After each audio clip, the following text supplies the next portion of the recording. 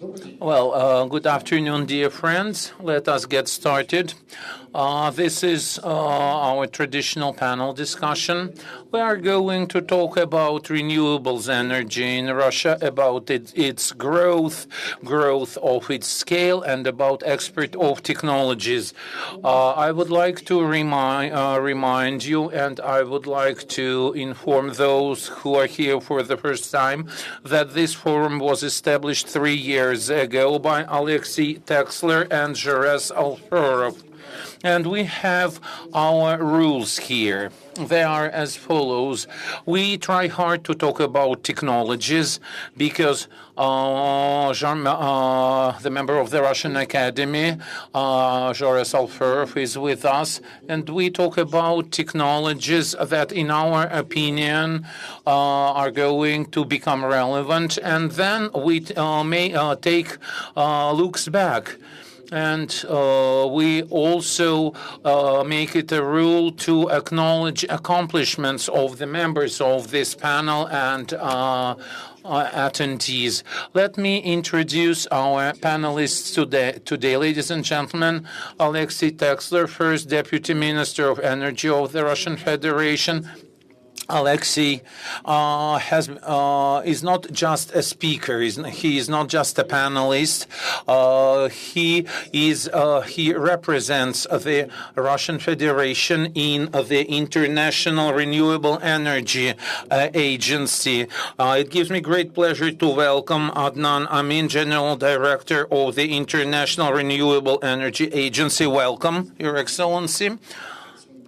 He's been a traditional panelist for many years, and today we have big names in renewables energy. So who do we have by the hot stove, so to speak? This person hardly knows any introduction, but ladies and gentlemen, I give you Anatoly Chubais. He used to be in charge of energy in Russia. These days, he is a nanotechnologist. Anatoly, it's an honor to have you with us. And we're looking forward to your presentation and will torment you with questions. So beware. Charles Hendry, ladies and gentlemen, for 4 years, Mr. Hendry was Minister of State for the Department of Energy and Climate Change, the United Kingdom. Thank you, Mr. Hendry, for being here. And it's an honor to have you here. Now he heads the mission of the United Kingdom in Astana at the Future Energy Forum, which is a splendid event. And Mr. Hendry also heads the Energy Institute of the United Kingdom. He is also well connected in the investment community. Thank you for finding an opening in your busy schedule, Charles. Ladies and gentlemen, Igor Shahrai. He's been a traditional panelist. He's going to tell us about a miracle that took place in the town of Novotcheboknarsk. It's a joint venture between Rosnano and Renova, the Hevel company, and a couple more panelists. They are here for the first time, and they represent wind energy, not solar. Let me start with Alexander Korchagin. He heads this Novo Wind company. It's a division of Rosatom. Last year we had Amin Askerov. This year it's your pleasure to have you with us.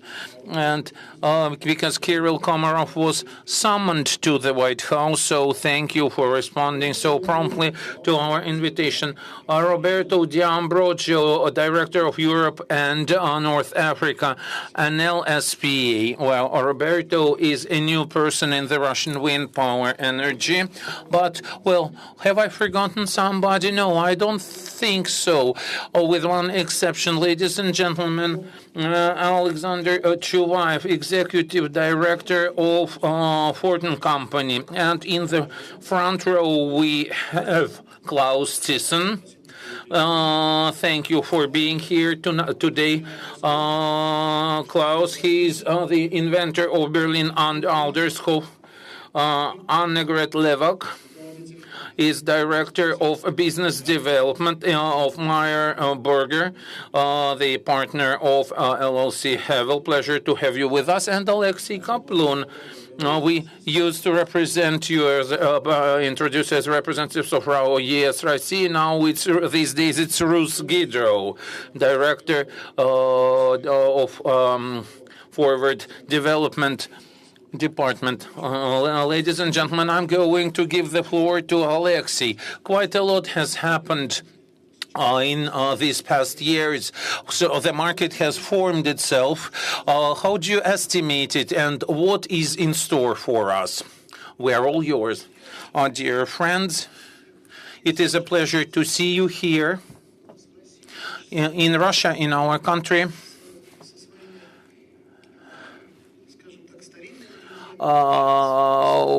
It's a pleasure to have you in Russia. Well, I'm glad to see Charles again. We made acquaintance in Astana, and he is such a great person to deal with that I couldn't but invited him to be a panelist here. And Amin is a great comrade in arms. He is our friend. He is a great proponent and advocate of renewables energy.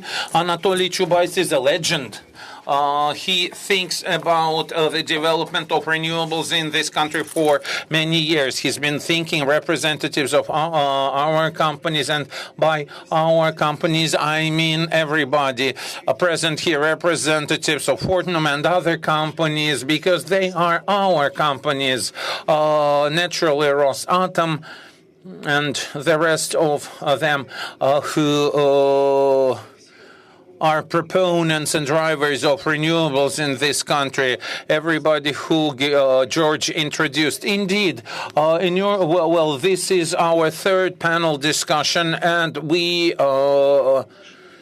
discuss our prospects. Let me remind you, 3 years ago, the Russian Federation did not have one single MW worth of renewables energy. I mean, in terms of new commissioning. In 2015 and in 2016, we commissioned 130. This year, we are going to commission another 130 MW. And in 2017, we had tenders for the wind energy and solar energy. There was quite a lot of bidders, and 2.2 gigawatts we selected this year. So in total, we have 6. So that leaves 1 gigawatt worth of capacity to be tendered. Almost 90% is wind, but nonetheless, I think the accomplishments are quite impressive. In 3 years, we have had tangible accomplishments, and so the growth is quite evident. It's quite dynamic, so to speak. In terms of scopes of projects we have selected, the capital expenditure, cumulative capital expenditure, is roughly 600 billion rubles. When you multiply it by a multiplier, I guess you would be on the safe side if you made it several-fold bigger. So that means birth of a new market. Quite a lot of people work in that area. Researchers, workers, producers, manufacturers at our power plants and so forth.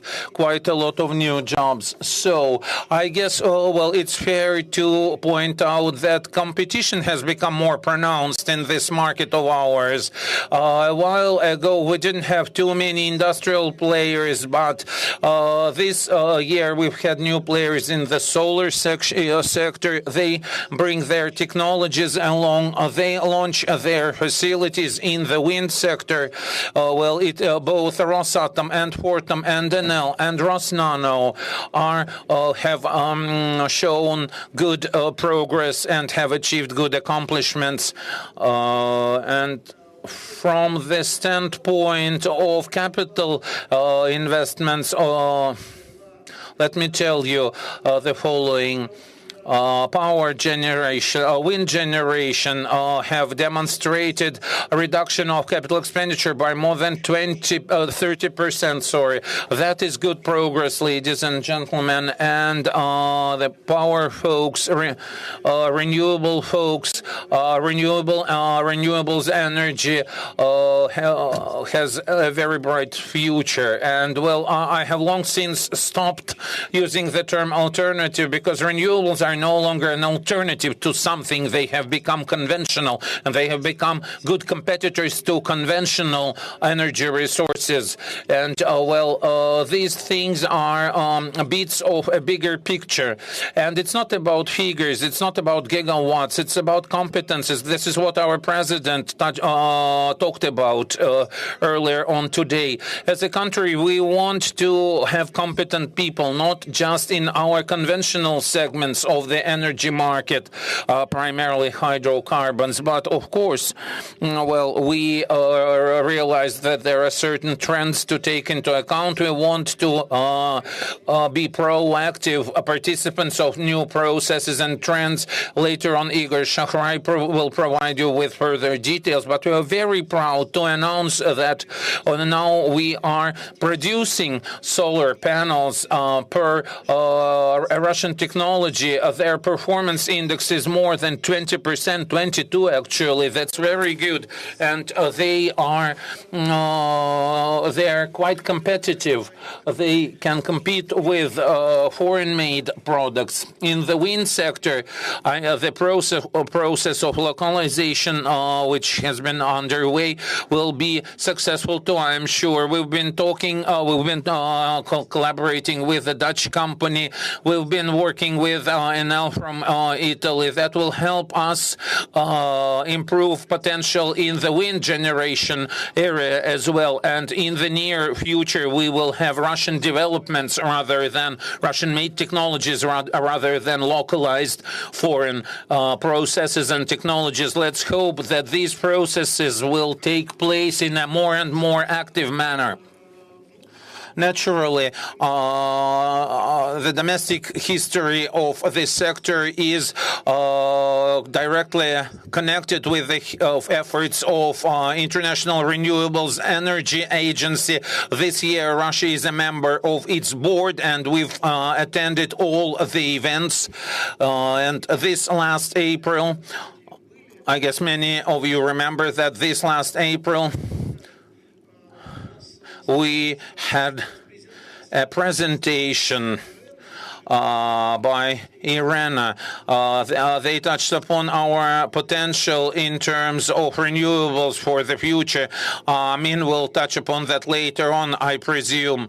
Our forecasts are not as optimistic as those of our peers, but that gives us a great opportunity to have a discussion, and we are very thankful for the collaboration and for the engagement and interaction. In essence, renewables are being supported in every segment of the market. Wholesale, that's what I was talking about, 6 GW, retail market, regional markets. There are support measures everywhere in remote and isolated areas. So in remote and isolated neighborhoods, new power places are being installed, hybrid power plants, solar plants, especially in the Far East, in the Arctics, and that is a demonstration of our belief in the future of this industry. We believe that it will pay for itself. This last July, the government of Russian Federation approved a plan for extended introduction of renewables in micropower generation. That should help us better cover households with a level of consumption less than 15 kW, which will mean that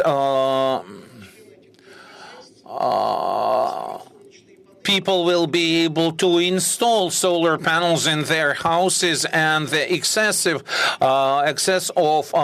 power they will be able to sell to the grid at guaranteed rates. Naturally, that will be another zap, so to speak, in terms of renewables development.